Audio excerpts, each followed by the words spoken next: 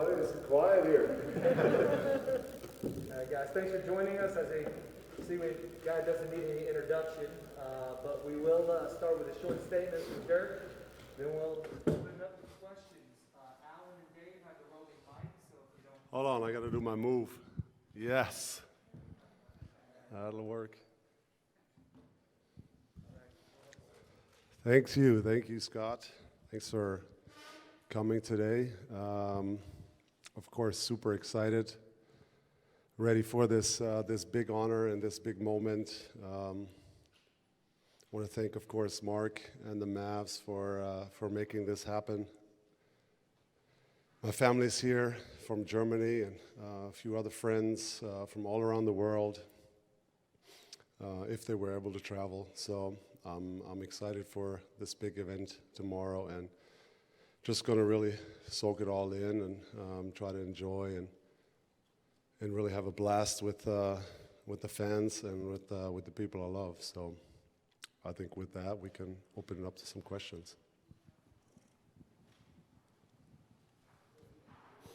Hey Dirk, I wonder if you could compare your emotions leading into this to the ones you had, in the hours leading up to you announcing your retirement. I hope tomorrow is not going to be as emotional. They always say an athlete dies twice, and to me that was the hard cut right then and there. Even though I was prepared for it for a few years, but tomorrow still will be somewhat emotional. I don't know really. Of course, I know a little bit of what's going to happen, but I still want to be surprised how I always like to be, and so. I'm sure some of the videos are going to make me a little emotional, but I just want to, like I said, enjoy and be in the moment and react to the stuff that I see. And I'm sure the Mavs have plenty of surprises up their sleeves, and so I'm just going to look forward to it and really get lost in the moment, really. Tim Cato, The Athletic. Dirk, over here. Dirk, a lot of athletes, and I think you were included, down the stretch of their career, they talk about when they pass milestones and when they go through historic achievements, that they'll think about what that means at a later point after their career is over. You've had a few years now. What sort of things have you been thinking about in these years since retirement? And especially, I wonder if your perspective has changed or grown on any of the many accomplishments you've had. Yeah, I appreciate the question. That's a deep question.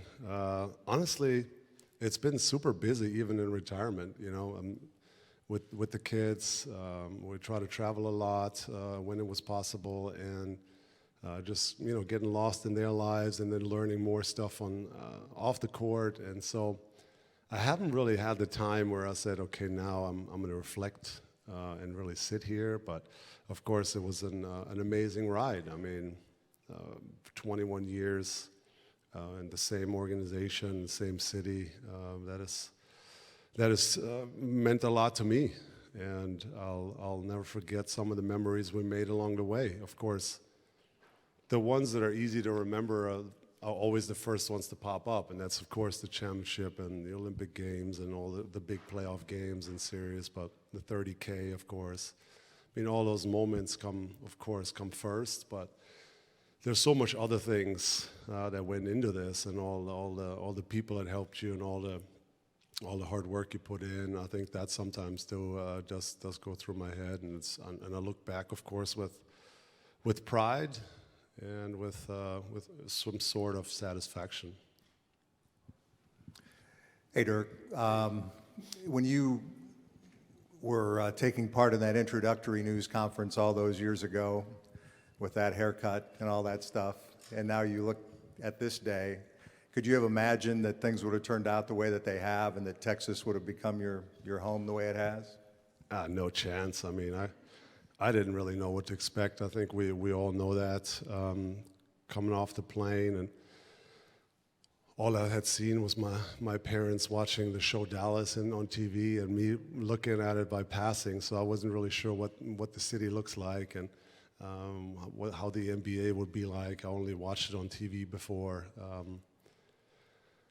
So yeah, I think nobody really saw this coming. Even my closest supporters, maybe Holger, since he's a wizard in a way. Maybe he thought that was possible and with my potential, but I certainly didn't. I was always a shy and glasses half empty kind of guy, and so. And then the first year was, of course, super hard, and it took me a while to get going. So, I mean, if you would have told me in year one I would have played for 21 years, I would have probably not believed that. So, it worked out amazing, of course, and I look back and on 21 years. Dirk, Eddie Sefko, Mavs.com. You've always been lauded for your kind of focus and hard work ethic and all of that. I was wondering, way back when Holger was asking you to do some crazy things or putting you through some drills that maybe weren't all that fun, did you ever think, man, this is not going to be worth it? This is not going to work out for me. I ought to bag it. Or did you always have that laser focus? Well, I got to say, first of all, I love the game. So if you love the game and love the profession that you do, and you're lucky enough to love what you do, then it comes easy to me. You work hard. You don't really know that you're working really. Of course, there's some moments as I gotten older where the repetition and things were getting a little older. It was getting tougher sometimes in the summer to motivate myself for the big summer program. I think some of those things were getting harder as I got older. But when I was young, I mean, Holger tried. That's why we tried all these other sports, and he always tried to make it fun and for me to enjoy and learn new things and travel the world. And so it was never really a phase where it was boring. And then usually in the summer, I played for the national team, so I had big tournaments there that I was getting ready for. And so there was never really a time where I had to slow down and things were getting boring. Hi, Dirk. Congratulations. So tomorrow, 100,000 fans, even more, will be watching the ceremony, the event on our air in China. And you have been a household name over there since, I would say, early 2000s, since Wang Zhizhi set foot on the NBA floor, donning the Mavs jersey as your teammate. And of course, had a short stint in Dallas with you, playing with you. So, to those fans, all those fans be watching our broadcast tomorrow, what do you want to share? What do you want to say to them? And things they also want to know, what do you miss the most now you're, kind of far away from basketball, but what do you miss the most from playing? I'll answer the second question first. I think I miss the stuff that I always thought I would miss, and that's, of course, the adrenaline of making a big shot, either silencing the crowd, sit down, or making a big shot at home and the crowd's going wild. If I watch a game now and somebody is making a big play like that, I do get the little bit of a sense that I'm never going to have that feeling again in my life. So that hurts a little bit. And of course the competition and the camaraderie a little bit in the locker room. I think those are some of the things are obvious that I miss. And I want to thank of course my Chinese fans for supporting me for so long. We've had numerous trips to China, and so many people have come out and waited at the hotel or airports to meet the Mavericks when we were there just a few years ago in preseason. So thanks for all your support, and keep supporting the Mavs. Dirk, over here. Dwayne Price, Mavs.com. When you look back on your first NBA game in February of 1999 in Seattle against Detlef Shrimp. You were there. I was there, yeah. What do you remember most about that game, and just talk about your relationship with Detlef at that particular time? Yeah, so I think I was just super overwhelmed of the whole situation. We all know that was a lockout year, so we had a shortened preseason. So I really only had like 2 or 3 preseason games. The next thing you know, we started. There was German media everywhere. They were in the locker room where I was changing before the game. Just everything was new and overwhelming. I got to meet Detlef. Took a picture before the jump ball together. I remember he introduced me to his wife after the game and gave me a cell phone number. And that was super sweet that a guy like obviously I looked up to and had such an amazing career in the NBA was so nice to me and wanted to help me, wanted me to succeed, was sort of a mentor for me if I needed him. That meant a lot to me, and it kind of showed me the way for later on when if I can help some of these young international guys that come over. That's how you do it. You want to help them out, and you want to be available for them if they ever need something. So Detlef was the guy to show me the way early on. But like I said, I was completely overwhelmed for that game, and was probably one of my worst games in the NBA. Dirk, Kevin Sherrington, Dallas Morning News, front. Kevin, how are you? Hey, how's it going? I wonder how much you've been paying attention to the Mavericks this season, what you think of them, and could you be ready to play Wednesday night? I wish. Yeah, of course, I've been following. You know, now I'm the special advisor. I have to catch as many games as I can. No, seriously, it's been a tough season with lots of injuries and health and safety protocols, and so it's kind of, I don't think we've seen how good this team can really be. Even if you look at how many games Luka and KP have played together healthy, which is not a lot. You can probably count it on one hand. So it's been a little frustrating, but I guess, you know, the whole league is dealing with this stuff, and you just got to hopefully fight through it and play your best basketball, sort of going towards the end of the season. I guess that's what we're all hoping. So, yeah, did I miss something there, or what did you see? Oh, okay. Straight ahead to your left, Dirk. Good afternoon, congratulations. Valencia King with Real Talk Sports. You mentioned earlier how much your family and loved ones supported you on this journey. How much of this jersey retirement is dedicated to them? Yeah, I mean, they were my number one fans from the beginning. I think they sacrificed a ton for me growing up, you know, playing 3-4 sports at the same time, driving me around, giving up their weekends. And so, yeah, they were always in my corner supporting me and pushing me. So it actually makes me a little emotional talking about it now, so I can't imagine how it is tomorrow. But yeah, they were always in my corner and helping me through tough times, which were, of course, a lot. Every year through tough playoff losses, or, you know, after the finals when we were up 2-0, or my MVP year, we lost to the 8th seed, and those are times where I really needed to lean on my support system and my family and Holger, and they were always came through for me and got me ready for the next season. So this is, of course, as much for them as it is for me. Dirk, Mac Engel, Fort Worth Star-Telegram. What advice would you give to 20-year-old European kid coming over to the NBA now? And how much different is it today, considering all you went through, compared to when you came here in '98? I think the times are different. The times have changed. I think through social media, in a way, the world's gotten a lot smaller. I think people know a lot more now about places where they go, where they travel. They can watch a video. You can watch a YouTube clip. I mean, like I said, I watched the show Dallas on TV one time walking by, and that's all I knew. So the world's gotten smaller, I think, in a way. I think, you know, their English is usually better now than we were struggling at the time coming over. But it's always a little bit of a step to leave your family behind. You know, I would always say find a mentor, find a friend that helps you.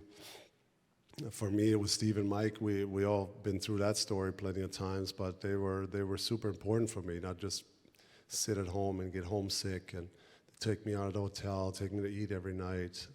Just there was somebody there for me that, you know, I can talk to and learn from and look up to. So I would say to these young kids, you know, try to get adjusted as fast as you can. For me, I found that I could only play my best on the court when I was comfortable off it. So I would say try to get comfortable off the floor as fast as you can, find friends, learn the language, learn as much about the culture as you can, and then get adjusted, and then you can play well on the floor. Hi, Dirk. I know that in the past you had said that you would sing or hum Counting Crows to calm yourself at the free throw line. Is there any other thing that went through your mind through the very tough times in the hot gym, or all the moments where maybe you wanted to quit or stop? Anything that you any tips for a younger player to push through and to keep going, also, and remaining so humble along the way? I appreciate it. I think I found certain motivation tools throughout my journey. I always mention one that, when I had trouble motivating myself in the summer, I was thinking to myself, Kobe is not sleeping now, or Tim Duncan is not sleeping in. You play little mind games, I think, with yourself that get you going and motivate and push yourself. Or you see a clip or what you didn't do in the playoffs, you can watch some film, and that should motivate you. And if you didn't do enough that year, to come back and work hard and get better. So I think you just play games. But first of all, I love the game. So in my 20s, it was easy for me to work on my game and always work hard because I wanted to be in the gym. There was nowhere else I wanted to be. I think these mind games to motivate yourself come in more later on in your career when, you get up, oh man, my back's a little tight, or, the ankle hurts a little bit. I think that's when you use those tools to get you going. And early on, it was all fun and games and work hard. Hey, Dirk, to you right here. Lane and Thomas, Mavs Fans for Life. Hey, Dirk, looking back on your career and the impact you've had on the game of basketball, what is it like seeing it firsthand where players use your signature move, the one-legged fadeaway, as a standard in their skill set? I mean, it's humbling. It's great. It's great to watch. I think I mention it all the time. It's not that hard of a shot to shoot if you have good balance, if you have a good touch. I think it's not that difficult of a shot, and I love that guys think now it's good to have in their repertoire to get a shot up when the shot clock goes down or whatever the case may be. You can always just with one or two quick bumps create a little separation for yourself and still get up a half decent look. So I think it's amazing that lives on, but I don't really claim that shot for myself. There were some guys that shot it before a little bit. I shot it, I guess, more than everybody. But it's awesome to see that's a shot that is in a lot of players' repertoires now. Hey, Dirk. Mike Palucci with D Magazine. I'm looking at the list of memorabilia for tomorrow night in this showcase, and this is pretty comprehensive. So this is only a few things. Yeah. Where did the idea come from to do that? What made you want to kind of make this available for so many people to see? So we were thinking how this night could also be special for obviously the fans, and the Mavs came up with that idea. If I have some stuff flying around at the house, that would be interesting, and then that's how that idea started. And then I said, sure, let's try it. So I think it's going to be really cool, just for fans to come early, hopefully, and see some of the stuff. I have all the All-Star rings over the 14 years, and some of the jerseys, and a few things gotten lost over the years, especially early on. I'm not sure where that stuff went, but obviously the trophies are cool to see. The ring, usually people don't see much, so I think it started with just trying to think of a way what would be cool for the fans to see. Dirk, Jobin with WFA. Okay, so the next logical step is a statue. And if you could decide what it looks very like. Logical, yes, right? Very logical. So, Mike, what does it look like? Is it the fadeaway? Is it long hair Dirk? Is it bearded Dirk? Is it goatee Dirk? And also, last question, who else do you think in Mavs history should get consideration to have their numbers retired? Well, there's a lot of discussions on who should go up. That's always tough. I'm not sure actually who makes that decision. I'm sure there's plenty of guys that have a case for it. Whether it's Jet, who's been here for a long time, or, Finn was here on 2 stints, and actually was just here for 1 stint, right? And then he left. So I mean, there is a few guys that I'm sure are deserved for it, but I'm not sure who makes that decision later on. And the first part of your question, I already forgot. Oh yeah, sorry. Well, honestly, I can't give away too much. I've been, of course, a little bit involved in the project. We even did a studio visit in Chicago with the artist a few months ago. I think it's going to be super cool. I think it's going to be a surprise of what it is, what it looks like. But I think the artist is amazing, and he's going to do a great job. And of course, I haven't seen the final version of it, but I think it's going to look amazing. And honestly, that's got to be the last honor hopefully I'm getting. I mean, this is a lot, with the street first, and I turn on Nowitzki Way, and now they look at the jersey, and now, I mean, the statue outside. You guys know me, that's a lot for me. It's a lot of limelight, but I'm gonna enjoy it when it gets to that point as well. Hi, Dirk. Prabat Film City Back Sports page. You've obviously had so many milestones in your career, from MVP to a championship, and now tomorrow your jersey in the rafters. When you move through these milestones, who are the people that you remember most and the things that you think back on when you go through these times? Well, obviously friends and family. I think that's an obvious one that help you get there even, and help you through tough times, like I mentioned earlier. But of course, some of the coaches and teammates, and I think I'm going to reflect on that tomorrow in my speech. Some of the people that helped me get to that point and helped me stay at a high level for a long time. So I don't want to give away too much stuff, but of course it's all the staff and a lot of people that work for the Mavericks and that have been with me. Some of them actually almost 2 decades. So. It means a lot to have a lot of great support system. You don't just show up at 7:30 every other night and play well. There's a lot of stuff that goes into it. A lot of people behind the scenes that work their butts off, and so hopefully I can thank some of them tomorrow for their hard work. Dirk, all the way in the back here. Pedro Silva, Univision Dallas, right here. Dirk, when we asked Luka yesterday about the legacy that you leave behind as a foreign player, he talked about not only the impact that you've had in Europe, but obviously in the United States and everywhere in the world. When you see so many good foreign players now, like Luka, like Antetokounmpo, Jokic, what do you think that you have been able to somehow also influence? What are your thoughts on that? And then also just your memories of playing in Mexico City. I love Mexico City.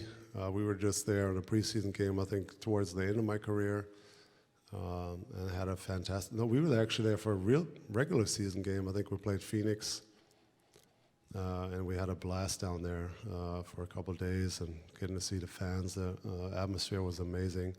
And I think I remember I had a dunk there, which didn't happen much at the end of my career, so I'll always remember Mexico City. And towards the international, I mean, it makes me proud in a way as an old father to see some of those young kids now take over the league and not only be players on their teams, but be franchise players, MVP type calibers, and that is super fun to see. And of course, there were guys that paved the way for me, like Drazen Petrovic and Schrempf and Kukoc and all these guys that came before me. And then obviously if I helped some young guys or motivated somebody or inspired somebody, that's of course an honor for me that I was somewhat a part of their journey. That's of course humbling to hear. So I'm excited that the game has grown so much over my 20 years that now we have all these international players play really, really well and dominate the league, and that's a credit to international basketball, how good it's gotten over the 2 decades. Dirk, Chris Arnold, 105.3 The Fan / Mavericks. After 21 years, you decided to retire, but what was the first time you thought about retiring, and what changed your mind to keep playing? Well, I think that's been sort of well documented. The last 2 years were really tough for me. The second to last year, I had so many bone spurs in my ankle that I could barely move to one side. So I said, but I played almost 80 games, so I said, let's try to get the bone spurs out and get a little more movement in the ankle, and that might actually be better for my playing. But it didn't really work that way. The more movement I got into my joint after that surgery, I actually had more pain playing. So the last year was super tough. I missed, the first 30 games, and then it took me forever to kind of play myself in the shape I wanted to be, to really still play at a decent level at 40, 41 years old. So the last 2 years kind of take some of the fun away, unfortunately. The last couple months, my career didn't practice anymore. I basically just, took some anti-inflams for every game and try to play as well as I could or move as well as I could. So it was getting harder and harder there to keep up and keep the body up to speed. So I think mentally, honestly, I could have done one more year just because it was all I knew, really. But the ankle told me it was time to go. But did you think about retiring like maybe in 2003 or 2000? Oh no! What? Never. No. I was in 2003. I was still kicking butt and taking names. I mean, you don't think of retiring when you're that early in your career. No, it was just the last few years. I wasn't sure when was the right time. So I played as long as I could, as long as the body held up. About the foreign players a couple questions ago, but what about when you watch the game now and you see these big guys? Because you were the first big guy that ventured out past the three-point line. Porzingis is, knocking down 35-footers. What kind of pride do you take in that now that you've helped change the game for the bigs? Yeah, I mean, I'm proud to be a small part of that, I think. The game, when I came in, was different. In 98, 99, the fours were usually still big guys, and they were, backing their way into the paint, and it was more of a closer to the basket type game still, and rebounders and bangers. And then, the rules changed along the way. They put in the zone. The NBA wanted a little more freedom of movement. They took away some of the hand checking and some of that. And so that kind of honestly played right into my hands as a soft Euro. It, of course, helped me that there was more freedom, more passing, more cutting, more pick and rolls. And so I was kind of part of when the league changed, and so that was a perfect timing for me. And now, I mean, every four basically has to be able to spread the floor. Basically, all fives now can shoot or bring the ball up, put the offense in play, and so it's been fun to watch the skill level improve. Not only of the bigs. I mean, I watched Steph Curry still in awe. I mean, he's crossing half court and shooting the three. So it's just the skill level, the shooting has improved so much over the 20 years in my career. It's been fun to be a part of that. Hi, Dirk. Bria Maranthus from Sports Illustrated. Hello. Over here. I'll give you a little break from talking about yourself. As Luka is establishing his own legend with the Mavs, what kind of advice do you have to him to be successful in Dallas? Yeah, I mean, I love Luka. I think everybody knows that. We kind of bonded pretty good there, even though we only played for 1 year together, and I missed almost half of the season. But I don't know, I could relate to some of the stuff that he's going through. I was not nearly as good, especially early on. I had a really slow start, and I could kind of hide behind Steve and Mike there for a while, but he's been basically the number one guy ever since he got here. So there's a lot of pressure that comes with that, and the stuff you want to do for the community and help the community. So I've been love to mentor him a little bit, and we've had some meetings over the years. He's a really sweet guy with a huge heart, and on the court, he looks so mature the way he plays and how he reads the game. And then when you catch him off the floor, you realize this kid is 22 years old. I mean, it's fantastic and amazing what he's doing. So really happy for him, really proud of him, and he just got to keep working, hopefully stay injury-free, and have a long career with the Mavs. And anywhere I can be of help down the line, or if he has questions, he has my number. We can meet at any time. I'd love to help him reach his goals. Hey, Dirk, Eric Mora with Telemundo, right here in the back. If you had a chance to go back in the past and change something in your career or do something different, what would it be? I mean, of course, some of the playoff losses come to mind, but that also makes you into the player and shapes you into the player that you become, and it made me the closer I had to be in 2011 to finish the whole thing. So, while the disappointments were not fun to go through as a person, as a player, take most of the blame, it also then pushed me towards the end of my career to work hard and obviously win the championship. So I don't know, there were a few missteps I did off the court as well. You guys know all of that. They were well documented. That could have probably been prevented, but that also helped me shape me into the man that I had to become, and go through the tough times and just face the music and not hide. Some of that, but other than that, I think when I first started in the late 90s, we didn't know as much about weightlifting or diet. I mean, we were still, not eating well, or now guys are vegan and gluten-free, and I don't even know what they do. Back then, we were eating chicken fingers pregame. I mean, I think knowing now, I would have probably changed a few things early on in my career already, but it's just that was part of how we did things back then, and we learned more about training and diet later on in my career. Dirk, Dwayne Price again. Could you tell us the role that Don and Donnie Nelson played in you being where you are today? Yeah, huge, of course.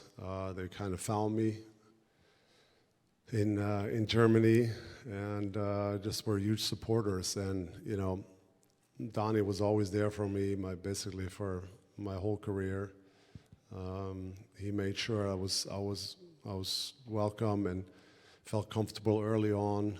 And old Nels, with his philosophy on basketball, of course, helped me tremendously to get going, because I was kind of perfect in his system of mismatches and a big guy shooting the ball. I always think back at times what would have happened if I was somewhere else, and they would have put me in the weight room and probably put on 20, 30 pounds and play a complete different game, and maybe things don't work out the way it ended up doing. So I was really fortunate there to play under Nelly, and he gave me all the freedom and let me play my game, what I was good at. So both guys were a huge part of my career, of course. Dirk, Jonah Javad here with WFAA. First and foremost, are you rolling up to LA Fitness these days, just banging threes? I wish. Are you playing at all? It's just, Honestly, I haven't, since my ankle is not great, I have not played one game. I haven't even really shot the ball much. I play some tennis, doubles where my movement is limited, and my workouts other than that are a lot of biking. It's just unfortunate, but over 20 years on the hardwood, I left a couple marks, so I can never go up in LA Fitness and just dominate, unfortunately. But maybe down the line it'll get better, but as of now, that's not in my plans. Okay, and outside of hoops, this next chapter, a couple of years ago you said, you'll look to get involved, and now you're a special advisor. We're not quite sure exactly what that entails. I'm assuming it's some sort of consulting. Me neither. But what do you envision as the next chapter for you? Is it coaching? Is it climbing the management tree? Is it co-ownership? What do you envision? Great question. I think the special advising came by because I just wasn't ready to really be full on board yet. as we know, I love the Mavs and I bleed blue and I want to help, but I've been around the game so long and now we have little children. I just wasn't ready to fully commit and go every day and start traveling in with the team, and I'm just not there yet. So I told him I'm more than happy to, in that advising role, bring in my experience, whatever I see, or text Mark when I see something during the game, or J Kidd, or come to practice every now and then, go to a few games, but I just wasn't in a position yet to fully commit. Now what the future brings is kind of all on the table, I guess. We haven't really discussed what they could do, what that could be. I think coaching is not in my plans. I think it could be fun working with individual guys. I think like Holger did with me. I think that's something I could enjoy. But like team coaching is the last thing I want to do, honestly. Standing there holding speeches, motivating guys that don't want to play. They're on their phone half of the time. I don't have the patience. I barely have the patience with my kids. I don't know. I would have the patience to coach a team and deal with all that nonsense these days. So I think that one's out. Other than that, I think all the options are on the table. Dirk, Brad Townsend from Dallas Morning News again. Tomorrow night, all the focus is going to be in the arena, but only 20,000 people can be in there. I wondered how cognizant you might be of like the people who are watching, the lives you've touched over the years, and vice versa, including, the really hundreds of kids you've visited in hospitals. Yeah, it's unfortunate that the arena is not bigger. Of course, I would love to have a lot more people here. Lots of people couldn't actually come, even from Germany, friends and family, and so I'm glad that somehow they can be part on TV or in the live stream or whatever the case may be. And there's just so many people that were a part at some point of this journey that I had, and of course I can't mention them all tomorrow, but there's lots and lots that I think about and help me along the way. So yeah, it's gonna be sad that just unfortunately not everybody can be there. Dirk, Matt Engel, Fort Worth Star Telegram again. Rick Carlisle was here for a long, long time. This is the first year he hadn't been here in forever. Can you describe your relationship with him and why you guys seem to get along so well? Yeah, I love Rick.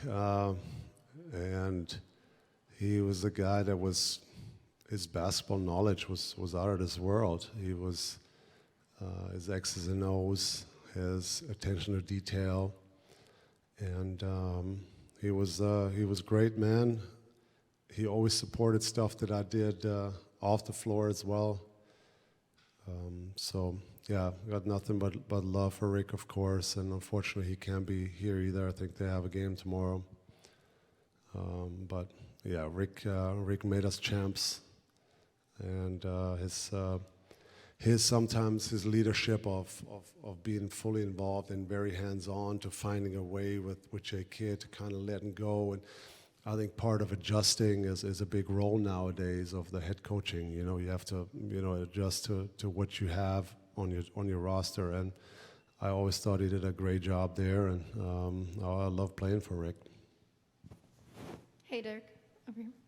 What is, looking back on your career, what is the funniest moment or memory that you can think of? I mean, I've had a lot of fun with my teammates. I think that's pretty clear. Playing pranks on guys,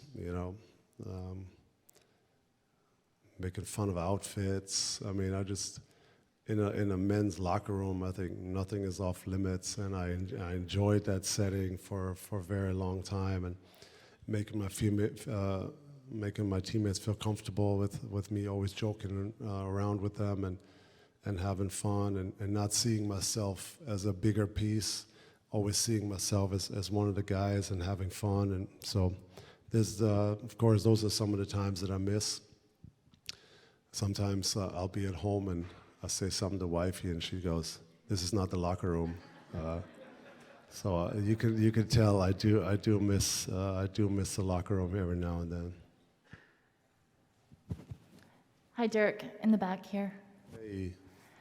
So I think when people think of you, they think of humility and loyalty, which is kind of a rarity nowadays, especially with superstars. Where does that sense of loyalty come from?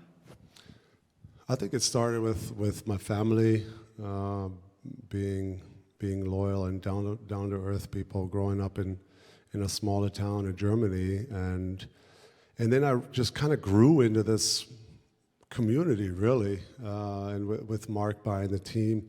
First, I wasn't sure what to expect when I got here, and then Mark bought the team in my second year, and just the relationship that we started to develop. And so I think that's where it grew from there. And people, I always remember my first year when there were games where I didn't play at all. And every time I got subbed in the next night or something, I got a standing ovation. So showed me that people cared and wanted me to succeed, and that of course meant a ton to me. So I just always try to pay that loyalty from Mark and the community and the fan base here back by showing that I want to be here and I want to win. Hey, Dirk, Jose from Channel 8. I just want to thank you. I've been at Channel 8 41 years. In your 21 years, you never changed. You were the same guy. Appreciate and the that. media some of the media guys want to tell you thanks for that. How can you respond to how you never changed in your 21 years now? I always try to have fun. Honestly, I try to be myself. I don't try to take myself too seriously, as you guys know, and just having fun and enjoying being in the moment, respecting people, treating people fair.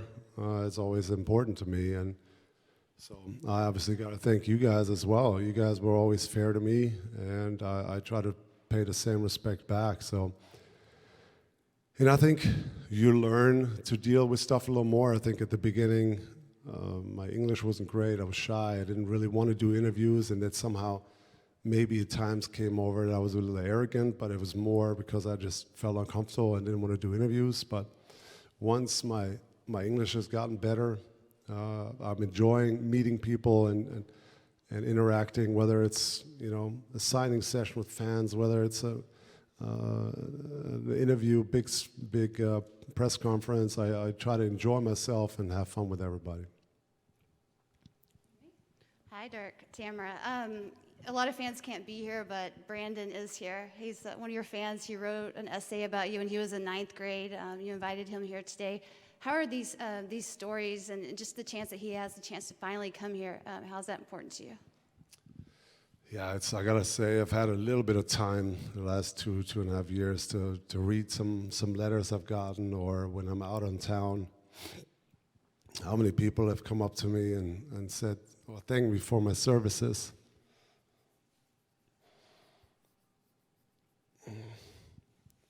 That's special. That's for sure special. Give me 1 second.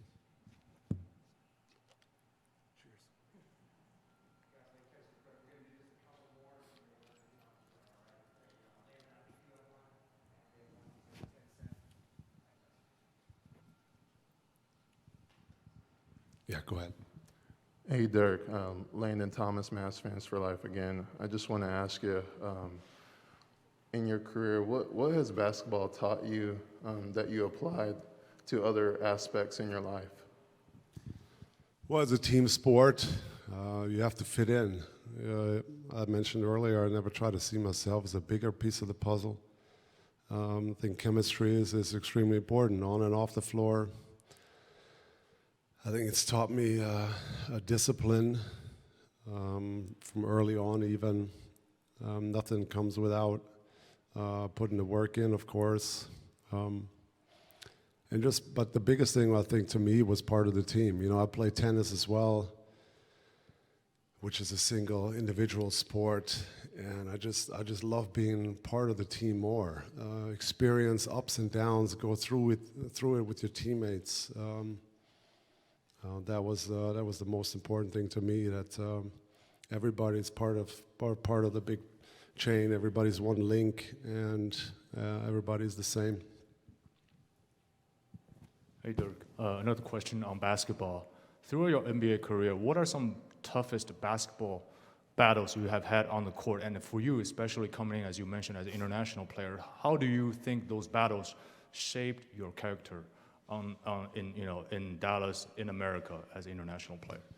Well, I had to, of course, fight through at the beginning, the European player, he's soft, go at him, or I'll be somewhere on defense, kind of, my airplane defense that I played for 21 years, and somebody was screaming from the bench, go at him, he's soft.